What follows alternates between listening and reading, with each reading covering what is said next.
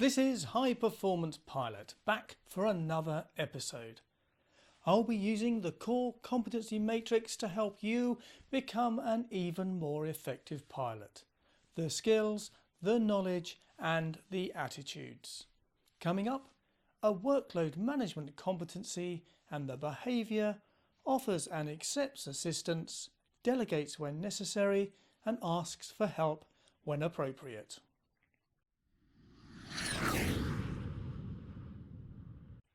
In our profession, we face numerous tasks and responsibilities before, during and after a flight. For us to manage them, we need to be proficient in both our attitude to leadership and teamwork and our skills in communication. If we achieve that, then the end result will be effective workload management and a subsequent high degree of situational awareness, both personally and for all of the crew members. So the first thing we need to understand, what is this behaviour? Whilst it's a workload management competency, it is fundamentally about a crew's relative situational awareness levels and their appreciation of it, high or low. At its core, it reflects our ability to recognise our own limits and that of our colleagues. Let's break down the terms offers and accepts assistance, delegates when necessary and asks for help when appropriate. First off, offering assistance. This aspect of the behaviour involves understanding when someone's bucket is filling up and being proactive in extending help before it overflows. Second, accepting assistance. Conversely, this means being open to receiving help from others when needed and understanding that your bucket is filling up. Next, delegating when necessary. Effective delegation is a crucial component of workload management. It involves entrusting tasks to others who are better suited or available to handle them, thus freeing up mental resources to focus on high priority responsibilities. Delegation is a sign of good leadership and effective teamwork. And finally, asking for help when appropriate.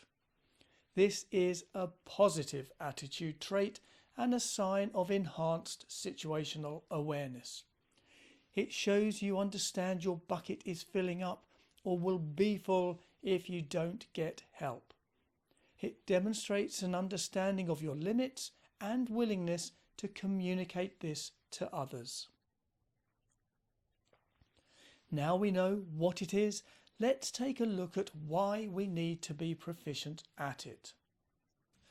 We live in a world of complex operations, one that is dynamic, full of problems that have to be solved, decisions that have to be made, and all whilst operating complex systems in busy airspace.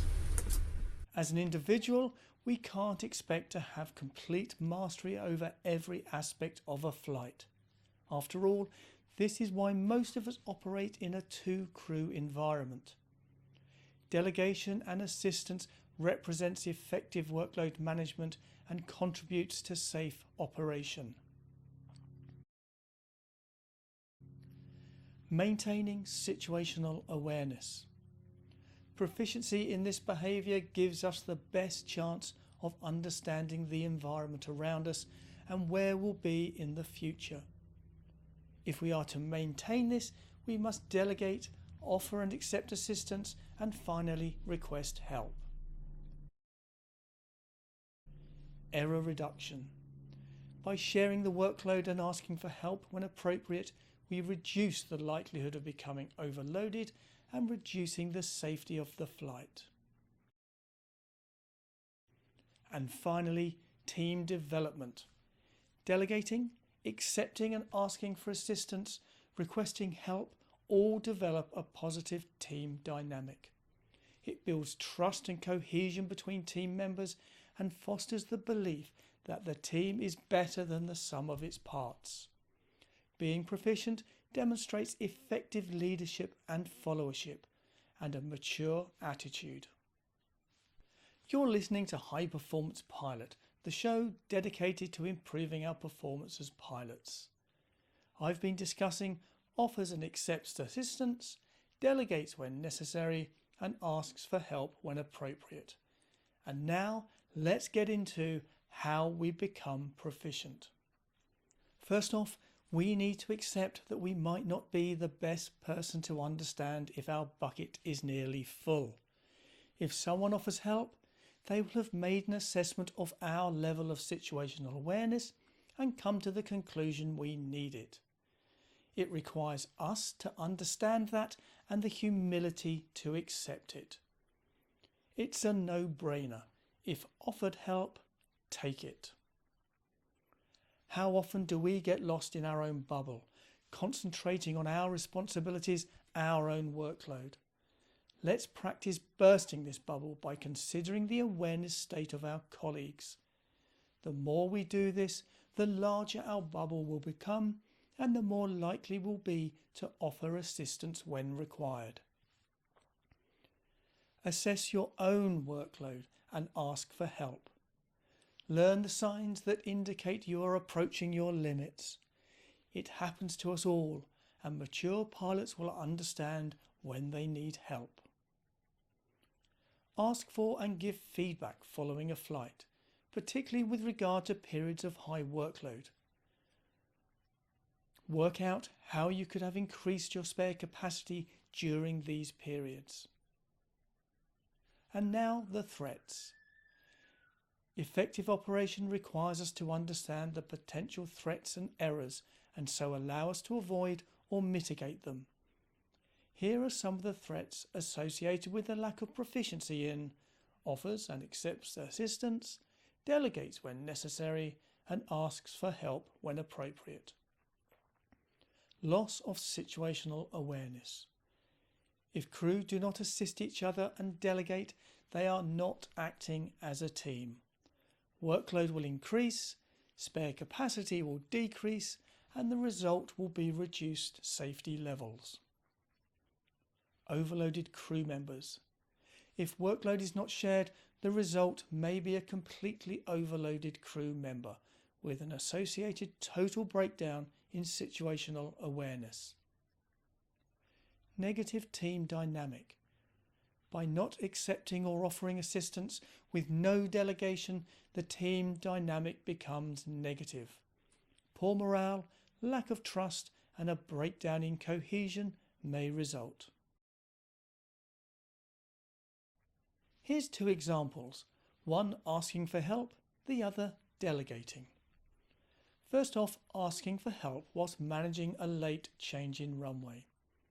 In this instance, you need to ask your colleague to reprogram the flight management computer and select the required navigational aids and courses, whilst your capacity should be directed to managing the aircraft's flight path and energy. This is also a demonstration of prioritization, another workload management behaviour. Next, a fundamental example of delegation, and that is managing a non-normal event. The job of the pilot in command is to manage that event, and the best way to do that is to delegate the physical flying duties to your colleague. And now the key takeaways. This is a workload management competency, but the goal is maintaining effective situational awareness. To be effective at it, you need to understand not only your awareness state, but also that of your colleagues. Understand that you may not be the best person to recognise your need for assistance. Seeking and offering assistance and delegating is a sign of maturity and professionalism. Loss of situational awareness and a poor team dynamic are threats associated with a lack of proficiency in this behaviour. So there you have it. Offers and accepts assistance, delegates when necessary, and asks for help when appropriate. A behaviour from the competency Workload Management. I hope you found it useful, that you've heard something you can put into practice the next time you operate. High Performance Pilot has an ultimate aim: to stimulate interest in the core competencies and inspire you to seek them out and apply them to further improve your effectiveness as a pilot. Each week, one behaviour from one competency. We'll break it down and provide tips and advice on how to make it a strength in your operation. Join me next week. If you wish to contribute or ask a question, please email me at highperformancepilot@gmail.com.